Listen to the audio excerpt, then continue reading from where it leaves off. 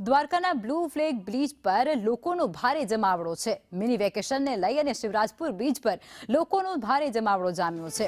Beach પર લોકો water sport એક્ટિવિટીની મજા માણી રહ્યા છે।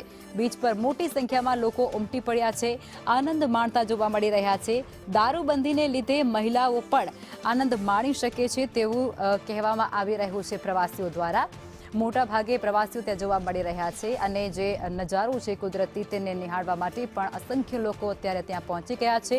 બીચ પર અન્ય જે એક્ટિવિટી છે તેમાં પણ તેઓ ભાગીદાર થઈ રહ્યા છે અને મજા માણતા જોવા મળી રહ્યા છે।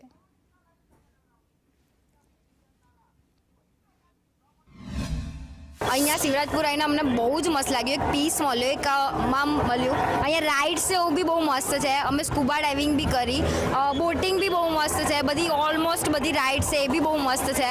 દ્વારકાધીશના દર્શન બી અમે લોકોએ બહુ જ મસ્ત કર્યા છે। બહુ એકદમ ક્લીન છે। ગોવા એઝ અ ગોવા અહીંયાના કમ્પેરિઝનમાં બહુ મસ્ત છે। અમે બરોડાથી આવ્યા છીએ અને અમે અહીંયા શિવરાજપુર બીચ પર આવ્યા। અમે સૌરાષ્ટ્રની ટૂર પર આવ્યા હતા, દ્વારકા, સોમનાથ, અને આજે અમે લોકો ખાસ અહીંયા શિવરાજપુર બીચ પર આવ્યા છે અને બહુ જ ફાઇન મજાની જગ્યા છે। એકદમ પાણી બ્લુ છે, એમ લાગે નહીં કે આપણે ઇન્ડિયાની કોઈ જગ્યા પર હોય। એકદમ પાણી આખું ડિફરન્ટ છે અને બહુ સરસ જગ્યા છે અને મિની વેકેશનમાં અહીં હવે એવી જગ્યા છે। અમેઝિંગ જગ્યા છે શિવરાજપુર અને ઇટ્સ ટુ ગુડ। લોકેશન બી સારું છે, ફરવાની બી મજા આવી રહી છે, નાના ભૂલકાઓને બી મજા આવી રહી છે, વડીલો બી આવ્યા છે સાથે, એમને બી ઘણી આનંદ થઈ રહ્યો છે। નજીકમાં સોમનાથ છે, ત્યાંથી બી દર્શન કર્યા, ત્યાં પણ સારું છે।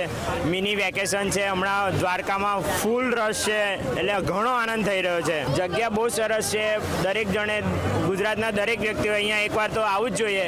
પણ બીજું કે સજેશનમાં એવું છે કે અહીંયા થોડુંક રહેવાની બી જો વ્યવસ્થા થઈ જાય તો અહીંના લોકલ પબ્લિકને બી એમને બી થોડુંક એમનું એ મળી શકે।